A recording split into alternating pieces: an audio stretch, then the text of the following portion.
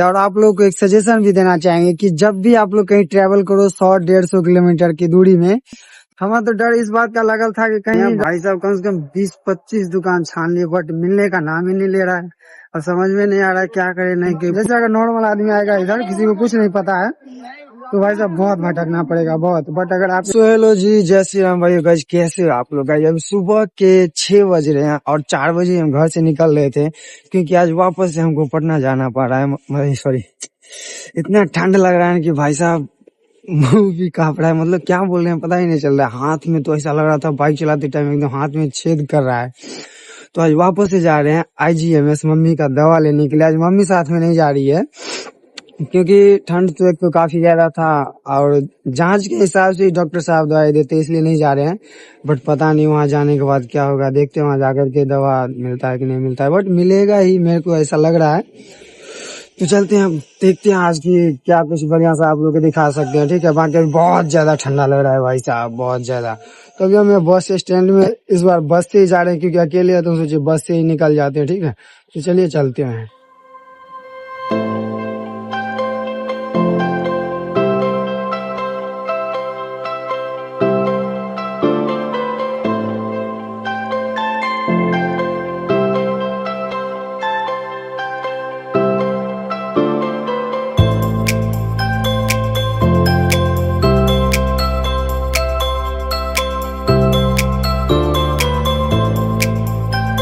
चलो भाई साहब, अभी तो हम IGMS के कैंपस में ही है, बट फाइनली अपना काम हो गया भगवान की कृपा से।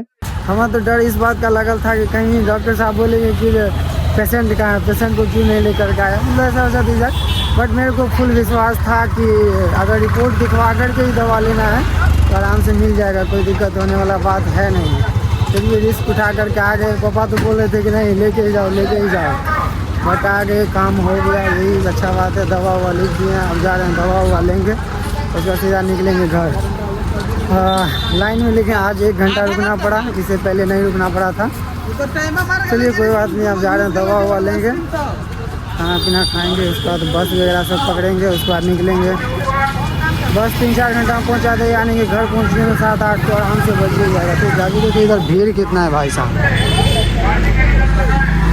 बहुत भीड़ रहता है, बहुत काफ़ी ज़्यादा भीड़ रहता है यहाँ पे। लाइन टाइम में बहुत लगना पड़ता है।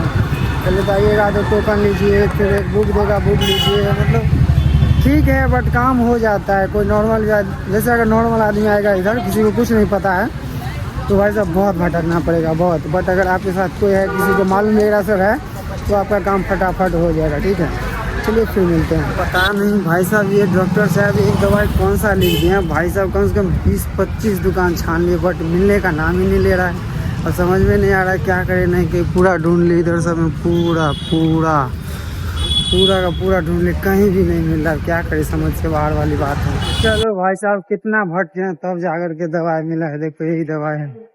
मूड खराब हो गया लेकिन ढूंढते फाइनली मिल ही गया। चलिए फटाफट से कुछ खाएंगे, भूख लगे तगड़ा वाला। बाप रे बाप, माथा खराब हो गया मेरा तो।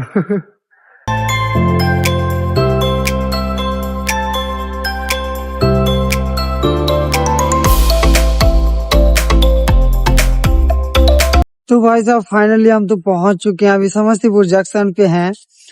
बट भाई साहब काफी ज्यादा दिमाग खराब हो गया। और आप लोग को एक सजेशन भी देना चाहेंगे कि जब भी आप लोग कहीं ट्रैवल करो 100-150 किलोमीटर की दूरी में, तो अगर बस और ट्रेन में कुछ भी चूज करना हो तो भाई साहब ट्रेन ही चूज करना, क्योंकि भाई साहब बस में इतना टें मारते रहता है कि मूड खराब हो जाता है एकदम से। और ऊपर से हर 30 सेकंड पे, 15 सेकंड पे, 10 सेकंड पे भाई साहब हॉर्न तो मारते रहे। ऐसा लग रहा है भाई सर दर्द कर रहा है एकदम से, इतना टें मारा है। अब तो ये गलती हम नहीं करने वाले हैं भाई साहब। ट्रेन मस्त है एकदम, आराम से आओ, सो करके भी आप आ सकते हो, बैठ कर भी आ सकते हो और इधर उधर टहल भी सकते हो, कोई टेंशन नहीं रहता। ठीक है, तो अभी अपना स्कूटी लगाए हुए थे यहीं पे, ये समस्तीपुर वाला ये स्टैंड है, बाइक स्टैंड। तो अब चलते हैं सीधा यहाँ से घर। ठीक है, फिर मिलते हैं आप लोगों से नेक्स्ट ब्लॉग में, तब तक के लिए बाय बाय, बोलो जय श्री राम।